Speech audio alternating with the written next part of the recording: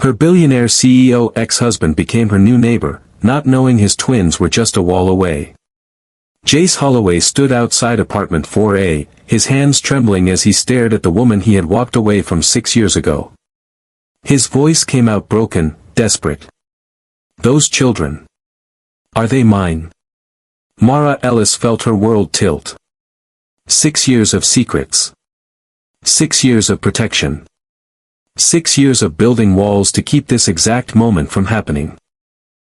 And now, with her ex-husband standing 3 feet away, those walls were crumbling. Her silence stretched between them like a chasm. Then, quietly, with a strength that came from surviving alone, she whispered. "Yes. They're yours. Luca and Lyra. Your son and daughter." Jay staggered backward, his billion-dollar empire meaning nothing at this moment. 6 years.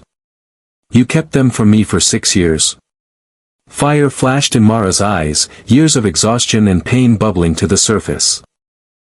You kept yourself from them. You chose your mother's approval over me. Over us. Have you ever had a secret so big that it defined every choice you made? Have you ever seen your past walk straight into your present, threatening to upend everything you built from ashes?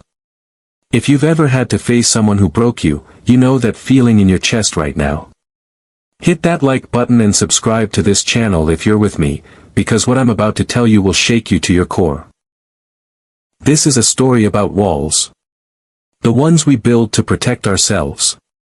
And the ones that keep out the very healing we desperately need. Stay with me. Let me tell you how we got here. Mara Ellis had memorized the weight of silence.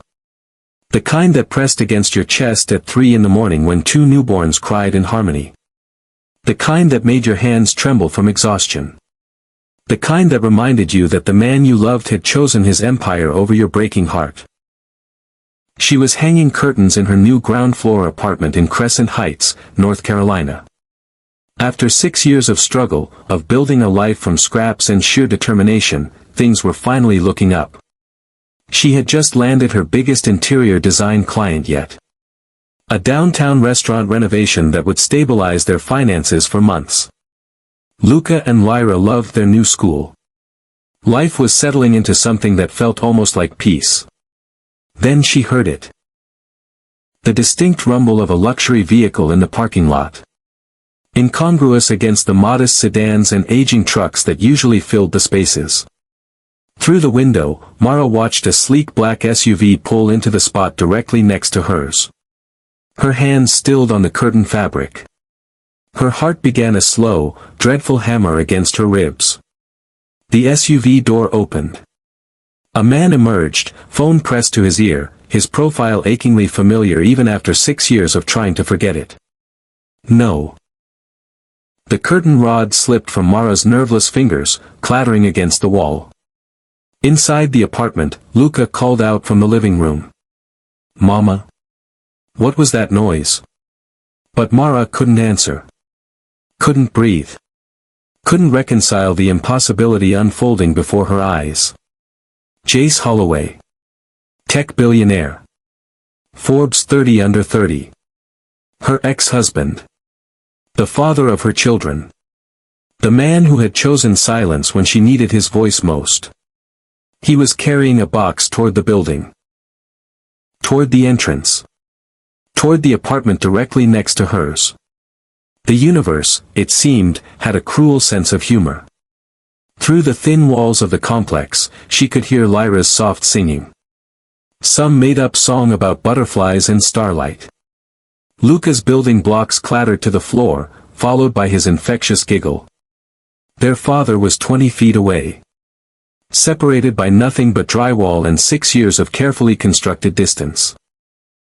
Mara pressed her hand against the window, watching as the apartment manager, Mrs. Chen, greeted Jace with an enthusiastic handshake. "Welcome to Crescent Heights, Mr. Holloway. So wonderful to have someone of your stature in our community. Unit 4B, right next to Ms. Ellis.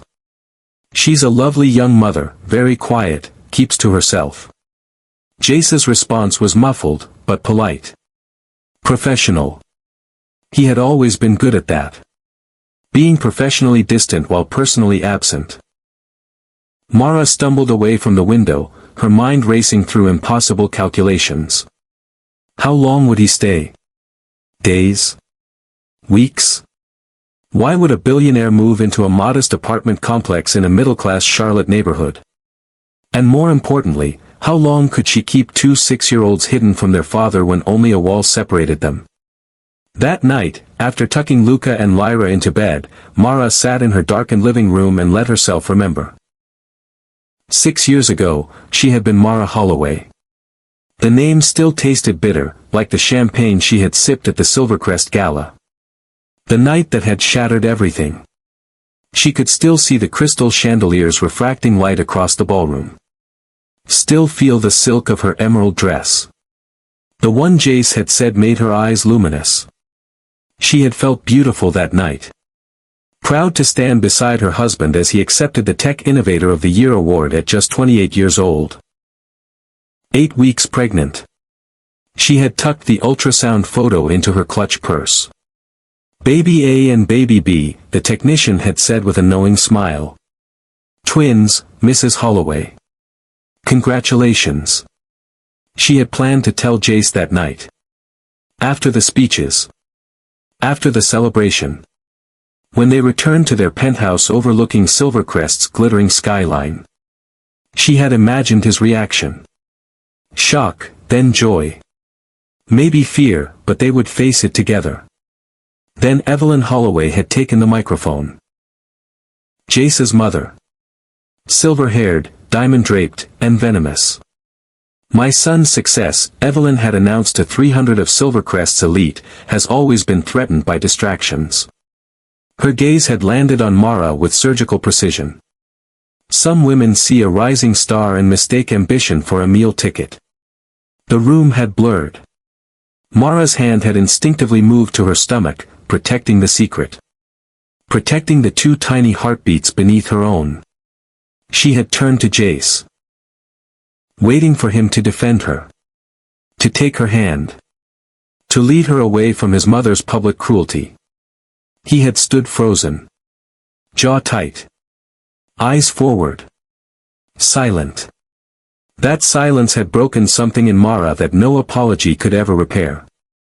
The argument had come later, in their penthouse. Jace's voice cracking with frustration. You don't understand the pressure I'm under, Mara. The board is watching everything. My mother has influence. Investors listen to her. I'm your wife, Mara had whispered, tears streaming down her face. When do I get to matter more than her approval? More than your company? It's not that simple. It is exactly that simple. She had left that night with one suitcase and a secret growing inside her. The divorce papers arrived within a week. Clinical and cold, with Jace's signature already dried on the line. Mara had signed them in the waiting room of her obstetrician's office, her hand shaking as the doctor's words echoed in her memory. Twins, Mrs. Holloway. Congratulations. Except she wasn't Mrs. Holloway anymore. Now, sitting in the darkness of her modest apartment, Mara heard movement through the wall. Jace's footsteps. The sound of boxes being unpacked. A voice on a phone call, muffled but unmistakably his. She closed her eyes and made a promise to herself, the same promise she had made 6 years ago in a hospital room while holding 2 newborns. He will not hurt them. Whatever it takes. They will not feel unwanted. They will not wonder if they are enough. Even if it meant keeping them hidden from their own father. The next morning, Mara tried to leave early. She had a client meeting downtown and needed to drop the twins at school first. She pressed the elevator button repeatedly, anxiety crawling up her spine. The doors began to close. Then a hand shot through, triggering the sensor. The doors reopened. Jace Holloway stepped inside, phone in one hand, coffee in the other. He was dressed in casual perfection. Dark jeans, crisp white shirt, expensive watch. He looked like money and success and everything Mara had walked away from. His eyes met hers. Recognition hit him like a physical force. The coffee cup paused halfway to his lips. Mara. The elevator doors closed, trapping them in 6 square feet of suffocating tension. She straightened her spine, lifted her chin. It's Ms. Ellis now. Jace stared at her like she was a ghost. What are you doing here? I live here. Her voice was ice. Unit 4A. His expression shifted through confusion, shock, disbelief. You live next door to me? Apparently. The universe has a twisted sense of humor. The elevator descended with agonizing slowness. 3 floors had never felt so long. Jace seemed to recover from his initial shock, his mind visibly racing. I didn't know you were in Charlotte. I thought you went back to Oregon. You thought a lot of things. Most of them wrong. Mara. His voice softened, a dangerous thing. Can we talk? The elevator dinged. Ground floor. The doors opened and Mara stepped out without looking back. No. We really can't. Wait. Please. His hand caught the door. It's been 6 years. Don't I deserve? You deserve exactly what you chose, Jace. Which was nothing. She walked away, her hands shaking, her heart hammering. Behind her, she heard him call her name one more time. She didn't stop. Didn't turn. Didn't let him see how much it cost her to walk away. Because 6 years ago, he had made it look easy. That afternoon, Mara picked up Luca and Lyra from school. They chattered excitedly about their day, about the art project Lyra was working on, about the science experiment Luca wanted to try at home. Their innocence was precious and fragile, and Mara would protect it with everything she had. They arrived home to find Jace on his balcony directly above their ground floor patio. He was on a business call, pacing, his voice carrying. I don't care what the stockholders think, Marcus. We're not compromising user privacy for profit. That's final. Luca immediately ran to the patio with his soccer ball, Lyra following with a sketchbook. Mara's warning died on her lips as Luca kicked the ball hard. It bounced off the fence with a loud thwack. Above them, Jace paused mid-sentence. He looked down. Directly at Luca. Time seemed to slow. Mara watched her son, oblivious to the man staring at him from above. Luca's distinctive dimple flashed as he laughed. The same dimple Jace saw in the mirror every morning. Lyra sat cross-legged on the patio stones, her storm-gray eyes focused on her drawing. The exact shade of her father's eyes. Jace's voice faltered on the phone. Marcus, I'll call you back. Mara didn't think. She reacted. Luca, Lyra, inside. Now. But Mama, Luca protested, we just got here. Now. Please. Something in her tone made them obey. They gathered their things and filed inside, Lyra casting a curious glance upward at the man watching them. Mara followed, her pulse racing. Through the glass door, she could see Jace still standing on his balcony, staring at the spot where her children had been. His expression was troubled, searching, like he was trying to solve an equation that didn't quite add up. If this story is already making your heart squeeze, don't just watch and disappear. Hit that subscribe button. Drop a comment telling me, would you forgive someone who abandoned you? Because what happens next will test everything Mara thought she knew about protection, truth, and the walls we build around our hearts. The week that followed was an exercise in careful avoidance. Mara checked the parking lot before leaving. Took the stairs instead of the elevator. Kept the twins inside as much as possible without making them suspicious. But Crescent Heights was a small complex. Collision was inevitable. It happened on Saturday morning. Mara loaded groceries into her car, Luca and Lyra helping carry the lighter bags. Her 10-year-old sedan coughed when she turned the key. Then died completely. No. She tried again. The engine clicked uselessly. No, no, no. She had a showing in an hour. A potential client who could lead to 3 more projects. Pop the hood. She jumped at the voice. Jace stood beside her car, already rolling up his sleeves. Let me take a look. I don't need your help. Mara, you're going to be late to wherever you're going. I'm good with engines. Just let me look. She wanted to refuse. Wanted to call a rideshare and abandon her car.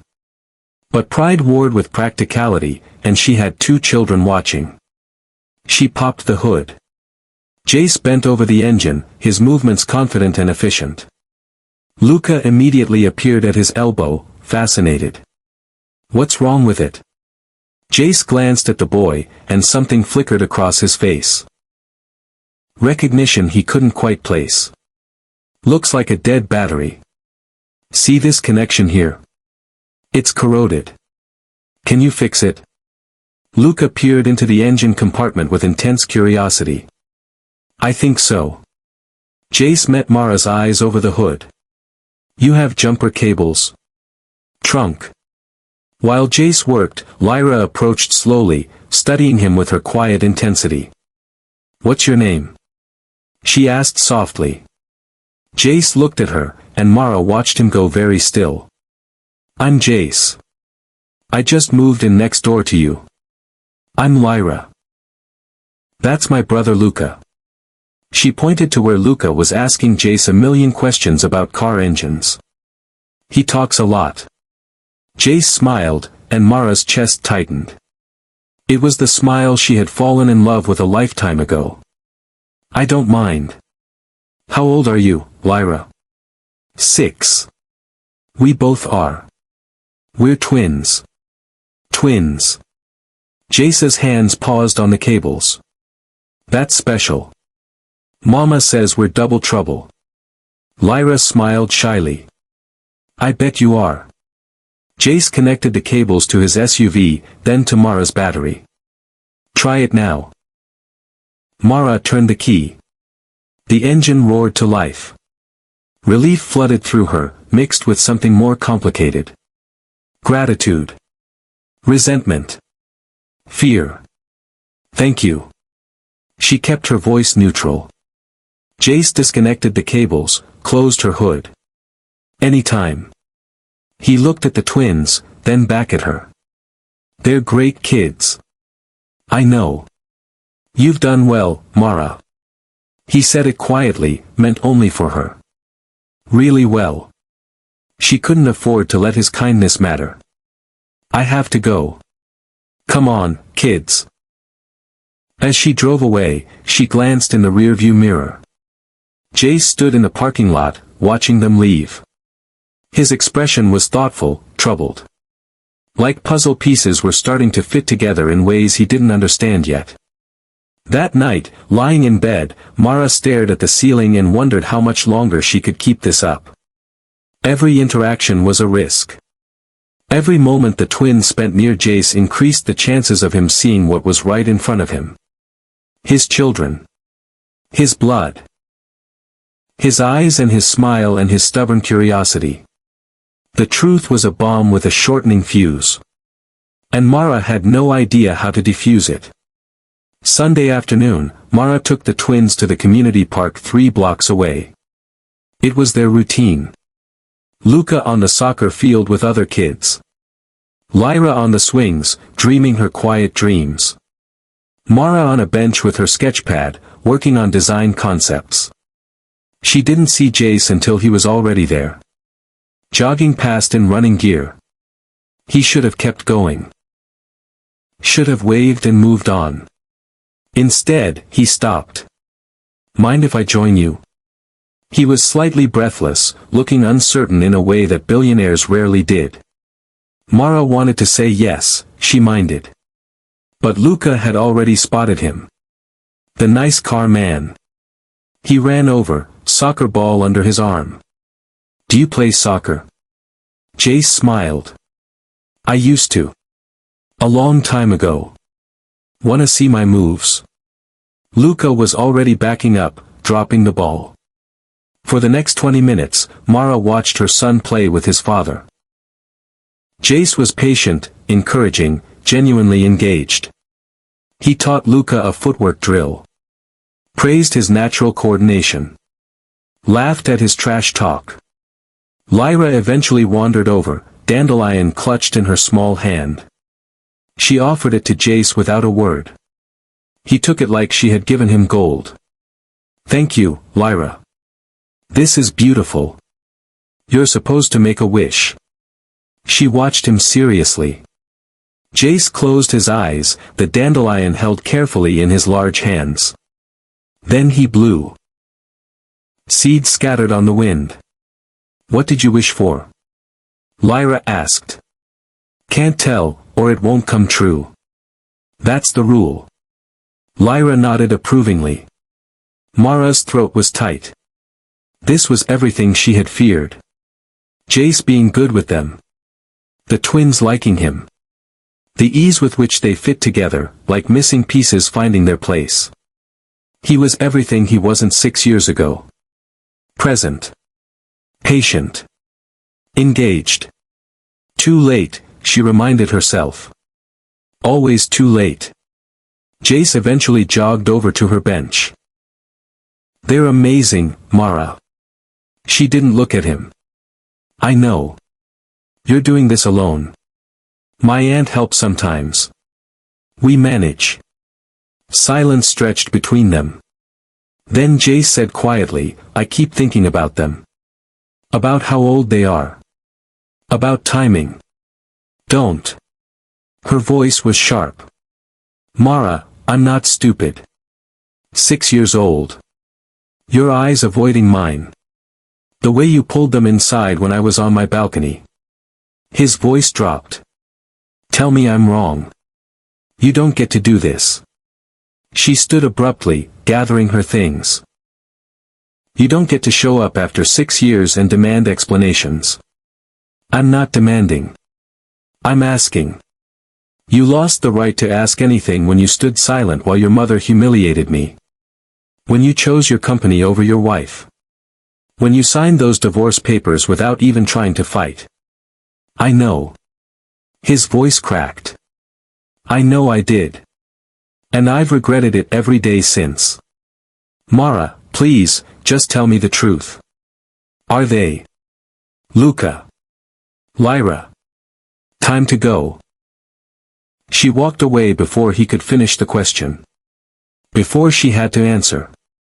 Before the truth she had protected for 6 years came spilling out in a public park. But she could feel his eyes on her. Could feel the weight of his suspicion. The walls were crumbling. That evening, Mara's sink exploded.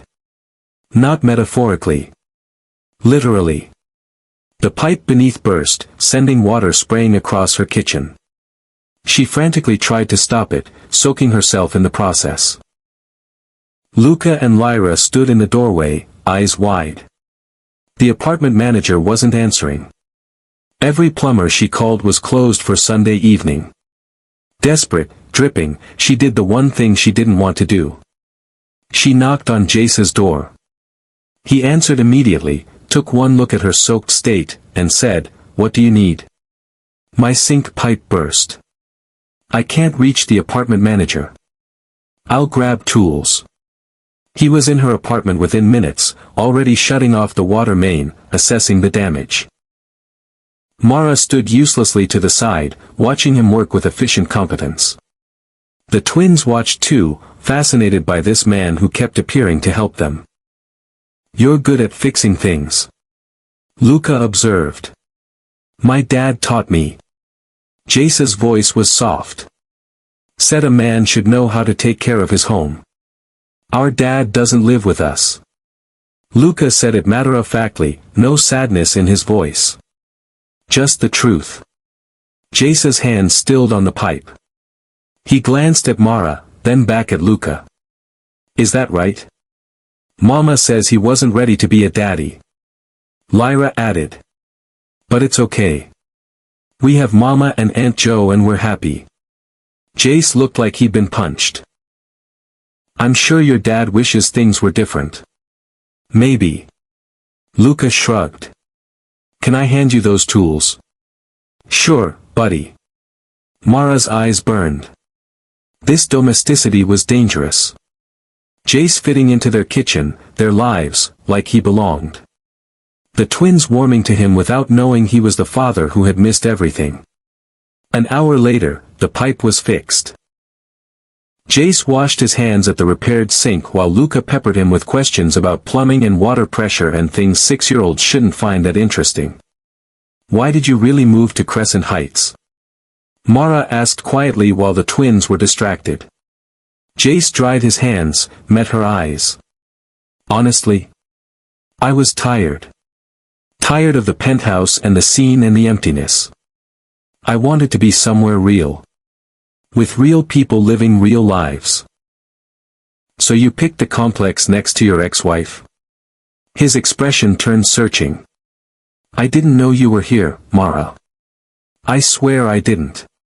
But now that I am. He glanced at the twins. Now I'm starting to understand why maybe I was supposed to be. You need to go. She couldn't do this. Couldn't let him pull apart the protection she'd built. Why did you leave Silvercrest and never tell me where you went? You know why. I know my mother was cruel. I know I didn't defend you. I know I was a coward. His voice was raw. But you disappeared completely. Changed your number. Blocked me everywhere. I tried to find you, Mara. For months I tried. This stopped her. What? After I signed the papers, I realized what I'd done. I came to my senses too late and tried to find you. But you were gone. Completely. Like you'd never existed. Mara's hands shook. Because I couldn't exist in your world. Not with her in it. Not when you wouldn't stand up to her. I stood up to her. He said it quietly. 3 months after you left, I cut her out of my company completely. Removed her from the board. Told her if she wanted a relationship with me, she'd have to apologize to you. And did she? No. We haven't spoken in 5 years. Mara stared at him. 5 years? Turns out you were right. Jace's smile was bitter. She only loved what I could do for her image. When I chose differently, I stopped existing to her too. Before Mara could respond, Lyra appeared between them. Are you staying for dinner? We're having spaghetti. Jace looked at Mara, a question in his eyes. She should say no. Should maintain distance. Should protect the secret that was burning a hole through her chest. But Lyra was looking at her with hopeful eyes, and Luca was already setting an extra place at their small table, and Mara was so tired of being strong alone. Okay. One dinner. Jace's smile was soft, grateful. One dinner. Pause right here. I know your heart is racing. I know this is building to something that's going to hurt and heal at the same time. Before we continue, hit that like button. Share this with someone who understands complicated forgiveness. And comment below, do some mistakes deserve second chances? Keep watching because what happens next changes everything. Dinner was easier than Mara expected. Jace asked the twins about school, listened to Luca's elaborate explanation of his science project, admired Lyra's drawings. He helped clear the table. Made the twins laugh with a terrible joke. Fit into their small family unit like he'd always been there. After the twins went to brush their teeth, Jace helped Mara with dishes. They worked in comfortable silence until he asked, do they ever ask about their father? Mara's hands stilled in the soapy water. Sometimes. What do you tell them? The truth. That he wasn't ready. That sometimes people make mistakes. Jace was quiet for a moment. And if he wanted to be ready now? Mara turned to face him. 6 years too late isn't ready, Jace. It's convenient. Is that what you think this is? I think you moved to a normal apartment complex on some billionaire whim to feel more grounded, and happened to land next to your ex-wife. I think you're curious about my life. Maybe guilty. Maybe bored. She dried her hands, her voice steady. But that doesn't mean you get access to my children. The truth hung between them, unspoken but electric. My children, she'd said. Not our children. Not yet. Jace stepped closer, his voice low so the twins wouldn't hear. I see myself in them, Mara. Luca has my dimple. Lyra has my eyes. They're the right age. You left right after we signed the papers. He swallowed hard. I'm not stupid and I'm not blind. So I'm going to ask you directly. Are Luca and Lyra my children? Mara's walls were crumbling. 6 years of protection dissolving under the weight of truth. She could lie. Should lie. But looking into his eyes, she found she didn't have the strength anymore. Before she could answer, a knock sounded at the door. Sharp and imperious. Mara's stomach dropped. She knew that knock. She opened the door to find Evelyn Holloway standing in the hallway, perfectly coiffed, dripping diamonds, her expression sharp as cut glass. So it's true. Evelyn's voice could freeze fire. My son is slumming in some apartment complex because of you. Jace appeared behind Mara. Mother. What are you doing here? Evelyn pushed past Mara without invitation, her gaze sweeping the modest apartment with thinly veiled disdain. Saving you from making another mistake. She turned to Mara. How much? Excuse me. How much will it take for you to disappear again? Name your price. Get out. Mara's voice shook with fury. You're a gold digger who saw a second chance and took it. Evelyn pulled out a checkbook. I'm prepared to be generous. I said get out of my home. What's going on? Luca appeared in the hallway, Lyra behind him. Mama? Evelyn's gaze landed on the twins. She went very still. Her sharp eyes moved from Luca's dimpled face to Lyra's gray eyes to Jace standing protectively near Mara. The math wasn't hard. Oh my God. Evelyn's voice was barely a whisper. How long? Mother, leave.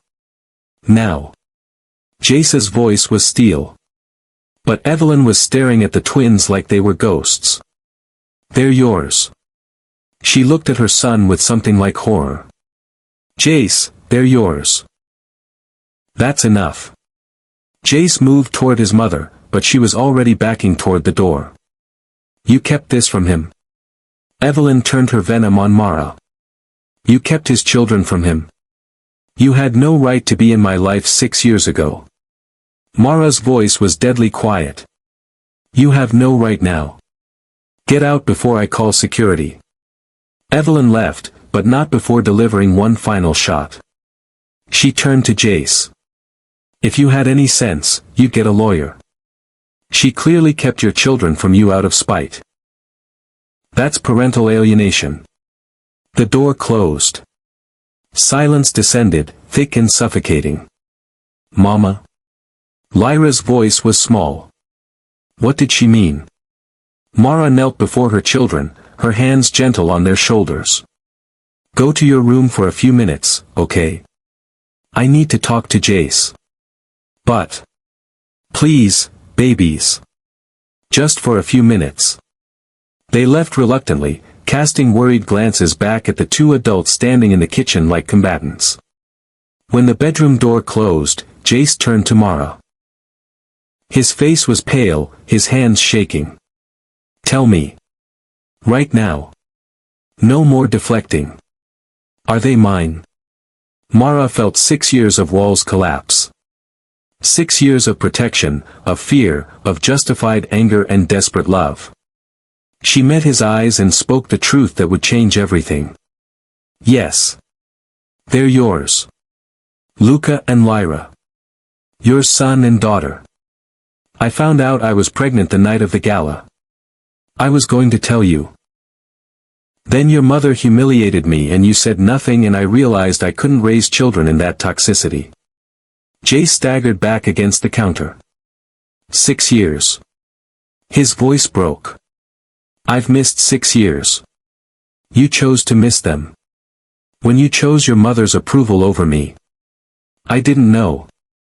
Would it have mattered? Mara's tears finally fell. One child wasn't enough to fight for. Would 2 have been? Yes. His shout was anguished. God, Mara, yes. If I had known. But you didn't. Because you pushed me away before I could tell you. They stared at each other, years of pain and regret and loss between them. I have missed everything. Jace's voice was hollow. First words. First steps. Birthdays. Every single thing that mattered. And whose fault is that? Mine. He didn't hesitate. It's my fault. All of it. His legs seemed to give out and he slid down the cabinet to sit on the floor. I chose wrong. I was scared and prideful and I chose my mother's approval over the woman I loved. Over the family I could have had. Mara wiped her tears. I spent the first year in survival mode. Working between feedings. Sleeping 2 hours at a time. Raising 2 infants completely alone because their father decided his tech company was more important. I know. I know and I can never fix it. Jace's face was in his hands. But I'm here now. I'm here and I want to be their father. You don't get to be dad overnight. You earn it. Then let me earn it. He looked up at her, his eyes red. Please, Mara. Let me try. I'll do anything. Whatever boundaries you need. Whatever timeline you want. Just don't shut me out. Before Mara could respond, the bedroom door cracked open. Luca's voice was tentative. Mama? Is that man our father?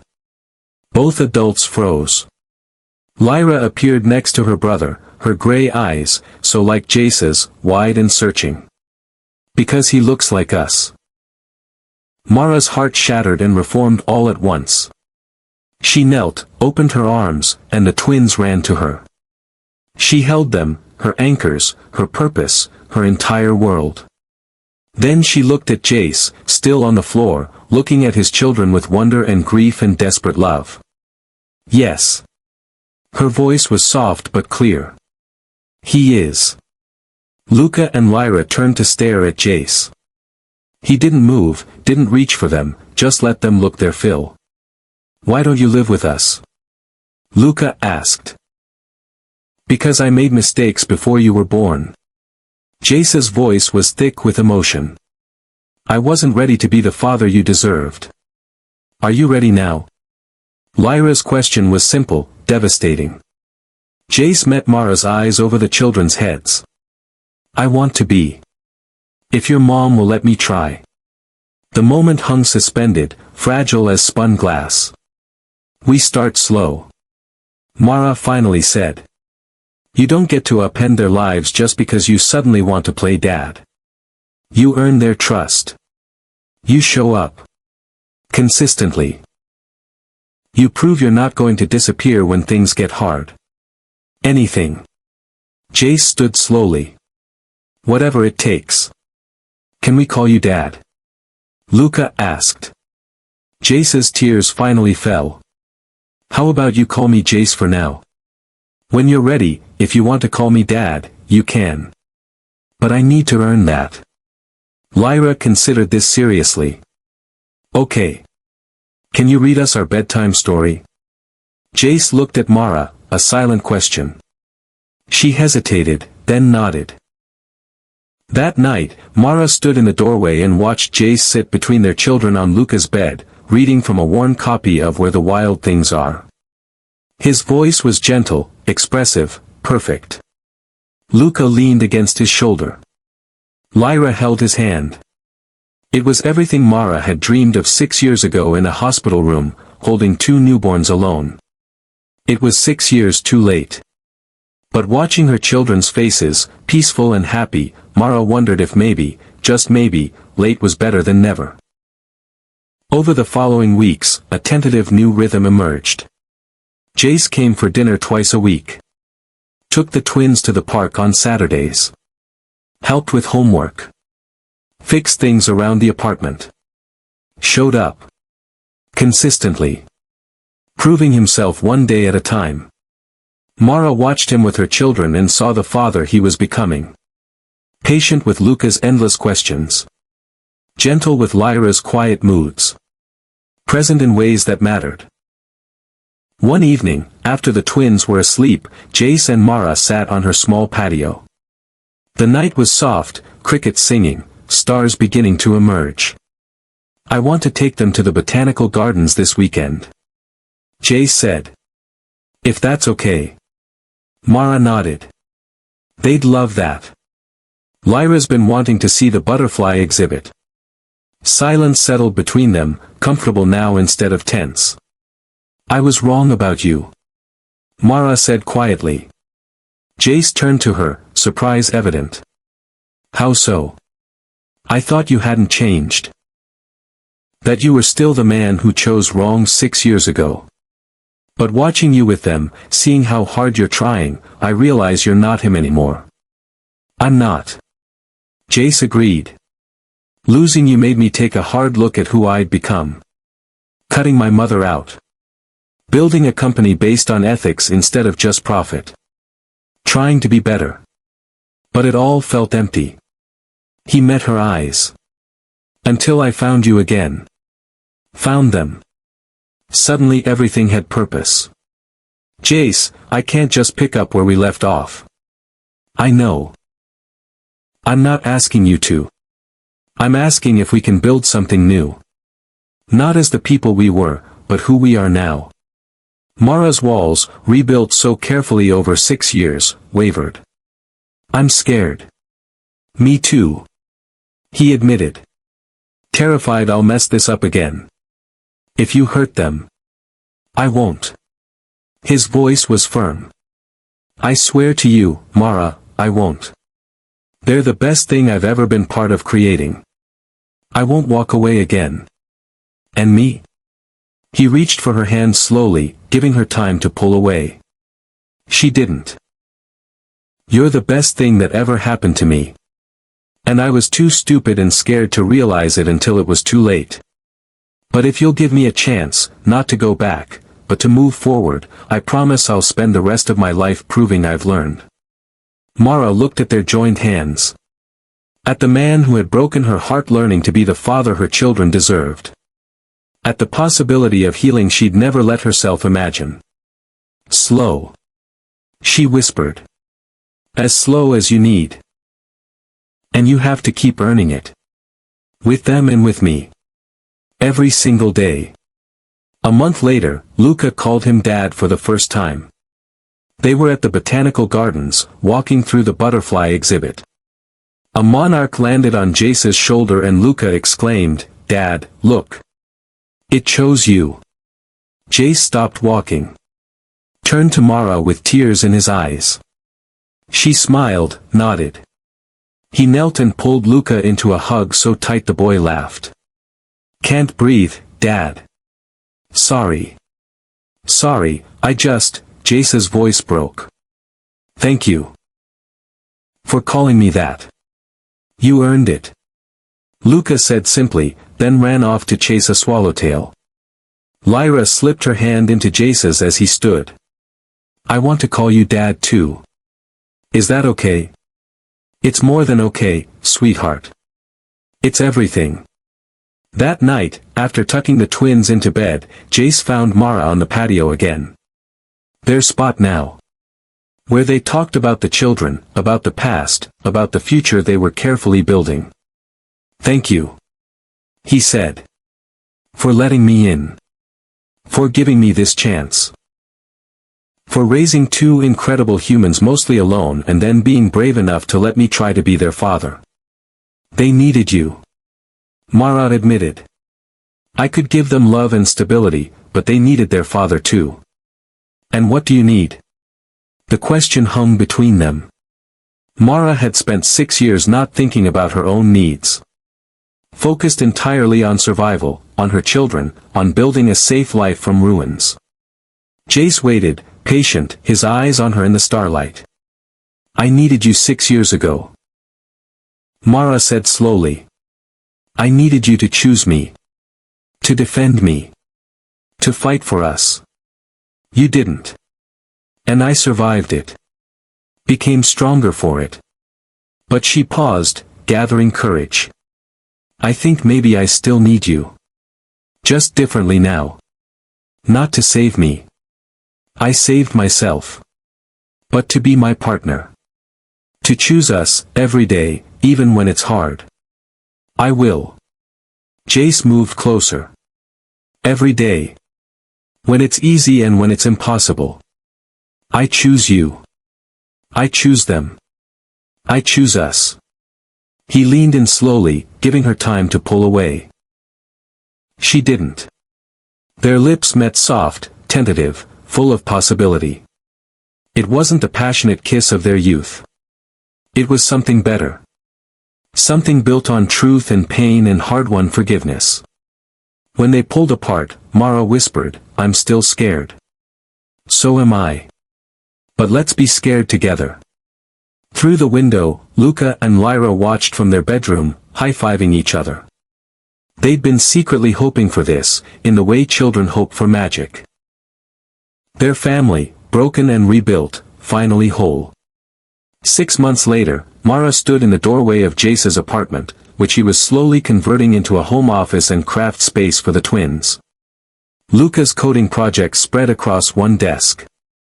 Lyra's art supplies carefully organized on shelves Jace had built himself. They hadn't moved in together. Weren't rushing. But the wall between the apartments felt less like a barrier now and more like a shared space. A bridge instead of a divide. I've been thinking. Jace said, arranging Lyra's paintbrushes. About what comes next. Mara leaned against the doorframe. And I want to marry you again.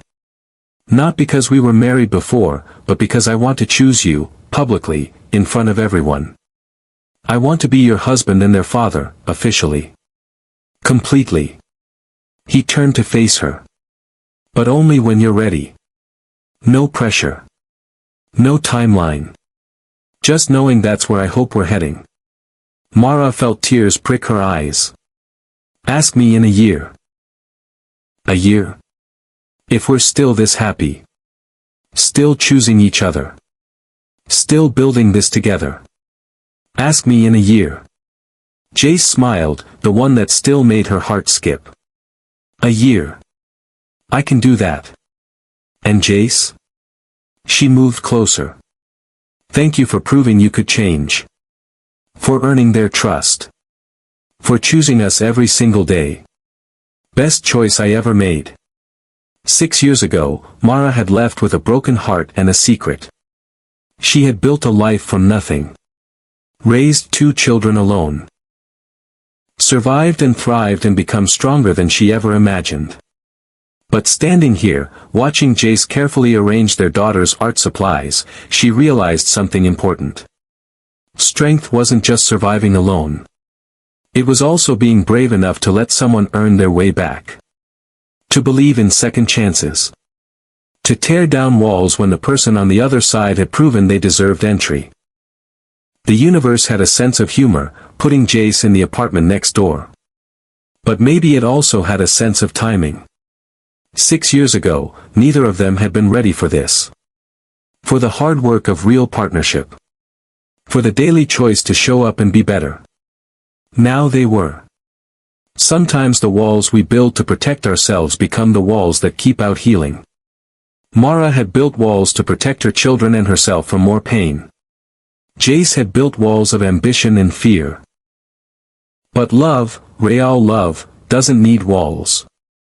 It needs courage. The courage to be honest. To be vulnerable. To choose people over pride. 6 years were lost. But they had the rest of their lives to find each other again. One day. One choice. One moment of forgiveness at a time. If this story touched something in you, don't just watch and leave. Hit that like button. Share this with someone who needs to know it's never too late to choose differently. Please subscribe to Mr. Stephen's Stories for more stories about love, redemption, and second chances. And comment below. Do you believe some mistakes deserve forgiveness? Or are there lines that once crossed can never be uncrossed? I read every comment. I see you. Until next time, remember this: choose courage. Choose truth. Choose the people who prove they've learned. Because sometimes, the best thing that can happen to you is the person you thought you lost forever moving in right next door. After all, the shortest distance between broken and whole is sometimes just the width of a wall. And the bravest thing you can ever do is tear that wall down and build something better in its place.